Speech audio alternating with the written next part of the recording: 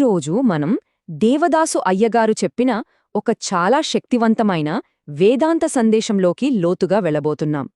ఆయన మాటల్లోని అసలు అర్థమేంటి, దాని కేంద్ర సందేశమేంటి, అవన్నీ ఇప్పుడు తెలుసుకుందాం. మన కొరకు.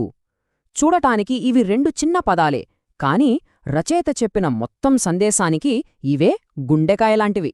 అసలు ఆయన వాదన అంతా ఈ రెండు పదాల మీదే ఆధారపడి ఉంది. మరి ఈ మాటలకు అంత లోతైన అర్థమేముంది?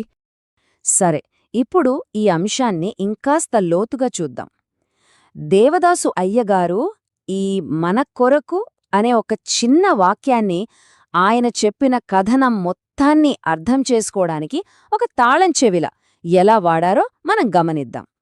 అయితే ఇక్కడ రచయిత ఏం చెప్తున్నారంటే, ఈ మన కొరకు అన్న మాట కేవలం శిలువ దగ్గర జరిగిన ఆ ఒక్క సంఘటనకే సంబంధించింది కాదు.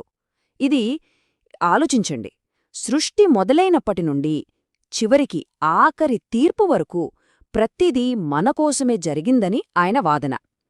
ఆయన మాటల్లోనే చెప్పాలంటే ఆది నుండి చివరి వరకు మన కొరకే.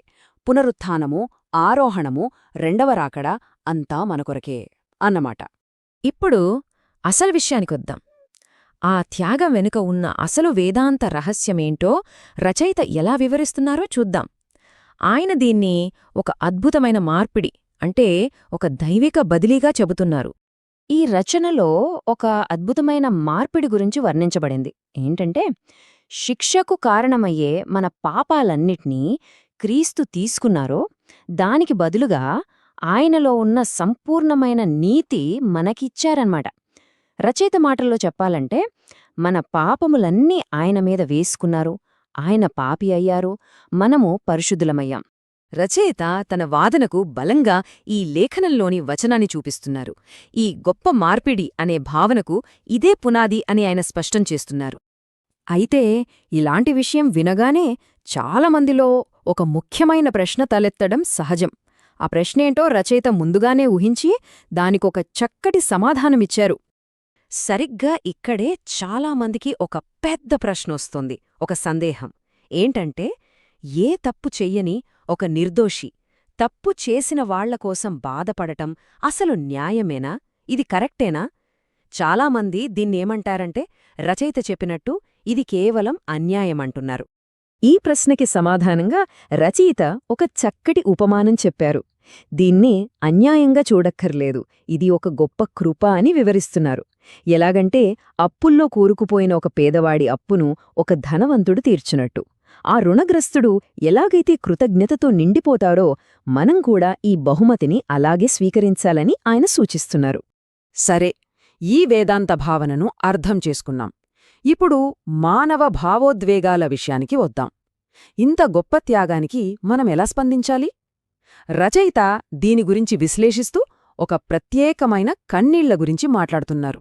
ఈ స్లైడ్లో ఒక ఆసక్తికరమైన విషయముంది. రచయిత మన భావోద్వేగాల మధ్య ఉన్న తేడాను చూపిస్తున్నారు. పశ్చాత్తాపంతో ఏడవడం మంచిదే అంటున్నారు, కాని క్రీస్తు పడిన బాధను చూసి దుఃఖపడటం అనవసరమని చెప్తున్నారు. ఎందుకంటే మన అంతిమ లక్ష్యం దుఃఖం కాదట, అపారమైన కృతజ్ఞతాట. ఇక్కడ మనం అర్థం చేసుకోవాల్సిన కీలకమైన విషయం ఒకటుంది. ఈ సంఘటనను మనం ఒక విషాదంగా కాకుండా ఒక విజయంగా చూడాలి. ఎందుకంటే అది మనకోసం జరిగిన విజయం కాబట్టి. మన స్పందన దుఃఖం కాదు, కృతజ్ఞత అయ్యుండాలి. ఇక చివరిగా రచయిత యేసు జీవితంలోని ప్రతి ఒక్క అంశాన్ని ఆ ఒక్క శిలువ త్యాగంతో ఎలా ముడిపెడుతున్నారో చూద్దాం. ఆయన వాదన ప్రకారం జీవితంలోని ప్రతీదీ ఆ ఒక్క కేంద్ర బిందువు వైపే నడిపించిందన్నమాట. ఈ స్లైడ్ రచయిత చెప్పిన మొత్తం సారాంశాన్ని చూపిస్తుంది. చూడండి, కథనంలోని ప్రతి ప్రధాన సంఘటన, అంటే ఆయన పుట్టుక, ఆయన జీవితం, చివరికి పునరుత్థానం, అన్నీ మన కొరకు జరిగాయనే కోణంలోనే వివరించబడ్డాయి. ప్రతిదీ ఒకే లక్ష్యం వైపు సాగిందన్నమాట. ఈ విశ్లేషణను ఒక ప్రశ్నతో ముగిద్దాం. రచయిత చెప్పినట్టు ఈ కథ అంతా మన కొరకు జరిగి ఉంటే, అప్పుడు ప్రశ్న కేవలం నమ్మడం గురించే కాదు, మన స్పందన గురించి కూడా.